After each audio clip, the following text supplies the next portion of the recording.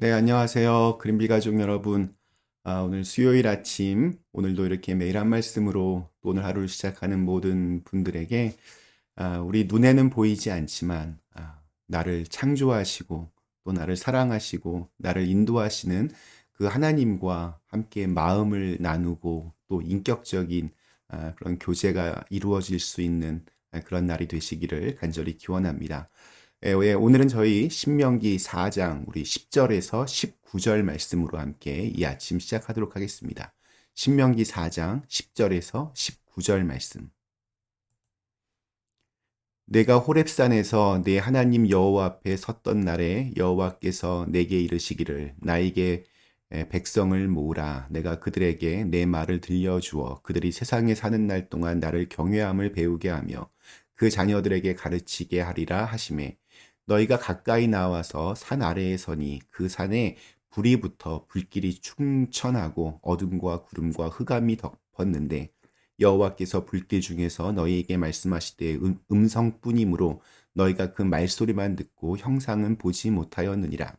여호와께서 그의 언약을 너희에게 반포하시고 너희에게 지키라 명령하셨으니 곧 십계명이며 두 돌판에 친히 쓰신 것이라.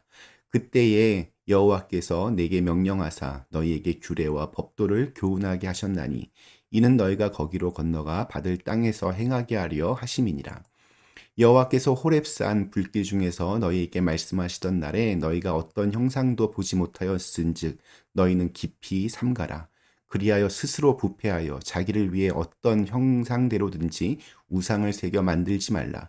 남자의 형상이든지 여자의 형상이든지 땅 위에 있는 어떤 짐승의 형상이든지 하늘을 나는 날개 가진 어떤 새의 형상이든지 땅 위에 기는 어떤 곤충의 형상이든지 땅 아래 물속에 있는 어떤 어족의 형상이든지 만들지 말라.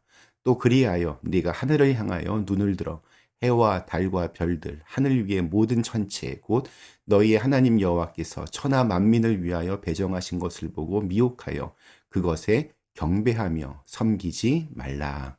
아멘. 네, 저희 오늘과 내일은 우리 우상 숭배에 대해서 이야기를 나누려고 합니다. 오늘은 그 중에서도 이 우상의 어떤 그 역사적인 그런 모습들을 한번 같이 짚어보면서 오늘 함께 같이 시간을 나누려고 합니다. 우상을 나타내는 히브리어는 아주 많이 있습니다. 우상이라고 번역할 수 있는 단어만도 15개가 넘습니다. 그 중에서 가장 일반적으로 쓰이는 말은 엘릴이라고 하는 단어로서 쓸모없는, 쓸데없는, 존재하지 않는 이란 뜻을 가지고 있습니다. 우상이란 신기루 같은 것입니다. 허상입니다. 원래 없는 것입니다. 그렇기 때문에 인격과 인격이 만나서 서로 교제할 수 없습니다. 그저 내가 바라고 욕망하는 것을 이렇게 일방적으로 투영할 뿐입니다. 우리 그 한국에서는 옛날에 마을 입구나 중심부에 큰 나무를 선악나무, 성황당 이렇게 부르면서 그 나무를 이렇게 신처럼 섬겼습니다. 사람들이 이 나무에 이것저것 장식을 하고 그 앞에서 소원을 빌었습니다. 그 옛날 사람들이 보기에 커다란 나무가 마을을 지켜줄 특별한 힘이 있다고 그렇게 믿었기 때문입니다. 그러니까 정말 쓸모없고 또 쓸데없는 짓을 한 것입니다. 십계명, 그런데 사람들은 여기서 이제 한 걸음 더 나아가서 자신이 믿고 또 받고 싶은 힘의 원천을 자신들의 손으로 직접 조각하기 시작했습니다.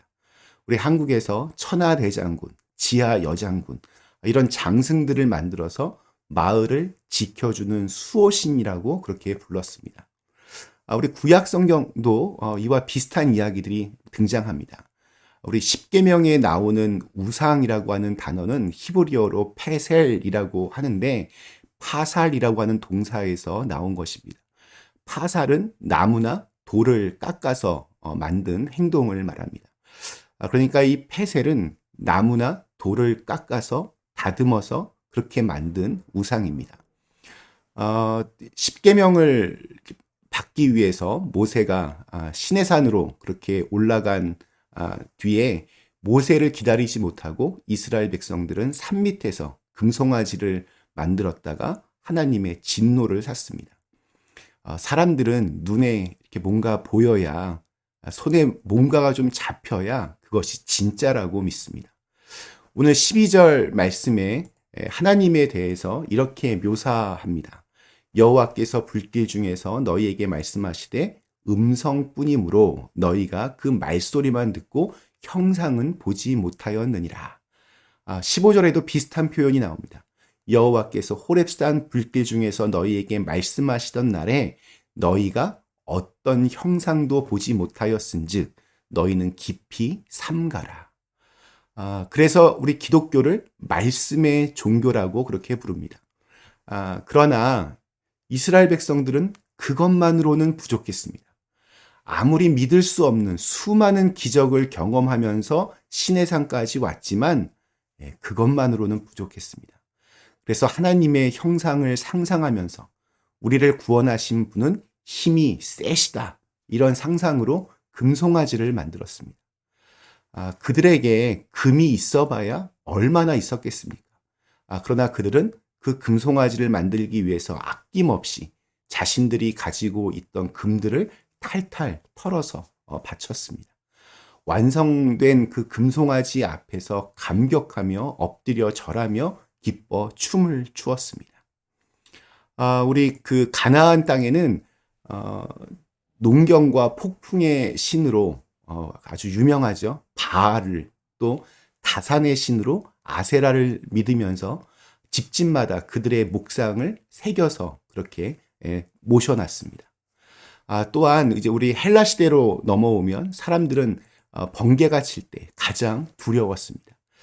지금이야 뭐 번개가 치면 그게 그저 자연 현상이라는 것을 알지만 옛날에는 정말 무서웠을 겁니다.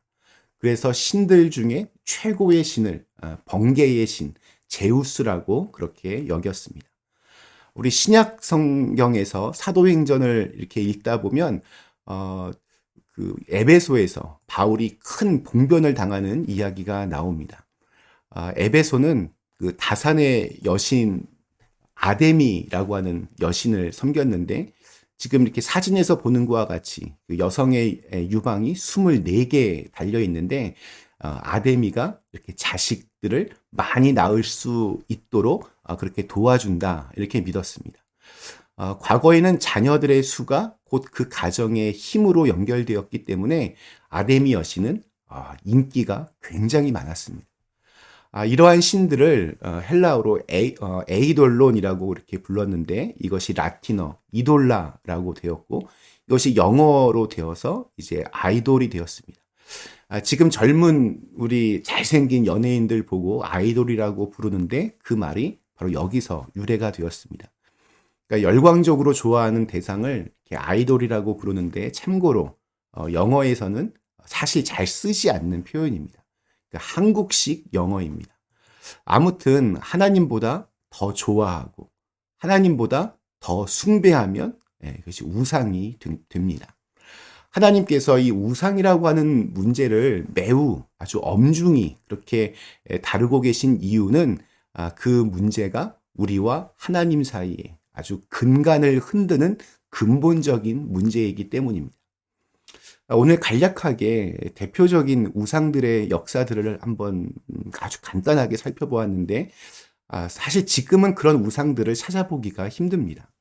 과학이 발전하고 사람들의 어떤 이성이 깨이면서 이렇게 말도 되지 않는 것들을 손으로 깎고 다듬어서 만든 우상을 찾기도 힘들고 또 믿는 사람들도 별로 없습니다.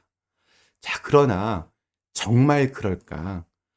지금도 여전히 한국에서는 부적을 지니고 있는 사람들이 아주 많이 있습니다. 요즘 한국 대통령 선거에서 이렇게 무속에 대한 이야기들이 참 많이 나오는데 여전히 많은 영향을 끼치고 있습니다. 미국에서도 카드와 또 별자리로 점을 보는 타로 산업이 아주 급속도로 그렇게 성장하고 있습니다. 비단 그런 것뿐만이 아닙니다. 현대인들의 마음을 사로잡는 우상은 돈, 인기, 권력, 그리고 쾌락 등이 있습니다. 요즘 아이들에게 장래 희망을 물어보면 1등이 유튜버, 2등이 연예인입니다. 왜 그거 하고 싶니? 이렇게 물어보면 유명해지고 싶어서, 돈을 많이 벌고 싶어서, 이런 것들이 주요한 이유입니다. 그 일들을 통해서 사람들에게 어떤 선한 영향력을 끼치고 내가 의미 있고 또 보람된 인생을 살지에 대해서는 별 관심이 없습니다. 하나님의 영광을 위해서 이런 대답은 거의 찾기가 어렵습니다. 눈에 보이는 것이 참 좋아 보이고 손에 잡히는 것이 좋아 보이는 습성은 태초부터 있었습니다. 선악을 알게 하는 나무를 보는 순간 뭐라고 합니까? 보암직하고 먹음직스러우며 탐스럽기까지 했다라고 고백합니다. 나의 것이 아닌 것을 탐하는 것이 우상이고 또 보이는 것을 쫓아가는 것이 우상입니다. 보이는 것을 쫓는 우상에 빠지면 보이지 않는 것을 무시하게 됩니다. 눈에 보이는 것에 가치를 두면 보이지 않는 것의 가치를 외면합니다. 그러나 하나님은 보이지 않는 것에 더 큰 가치를 두셨습니다. 우리의 보이지 않는 영혼, 우리의 보이지 않는 미래, 약속, 우리의 보이지 않는 잠재력에 더 큰 가능성을 두셨습니다. 그렇기 때문에 우리 그리스도인들은 보이는 것에 반응하는 것이 아니라 보이지 않는 가치에 반응하는 사람들입니다. 오늘 우리에게 주신 하루, 비록 내 눈에 보이지는 않지만 주님은 살아계십니다. 그리고 그분이 세상의 주인이십니다. 믿음으로 그것을 볼 수 있는 눈이 열리시기를 간절히 기원합니다. 잠시 함께 기도하시겠습니다. 전능하신 하나님, 우리는 눈에 보이는 그런 것들만 쫓아가는 그런 습성들이 있습니다.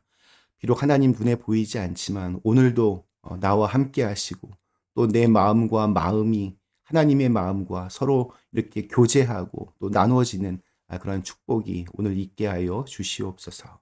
예수님의 이름으로 간절히 기도드리옵나이다. 아멘.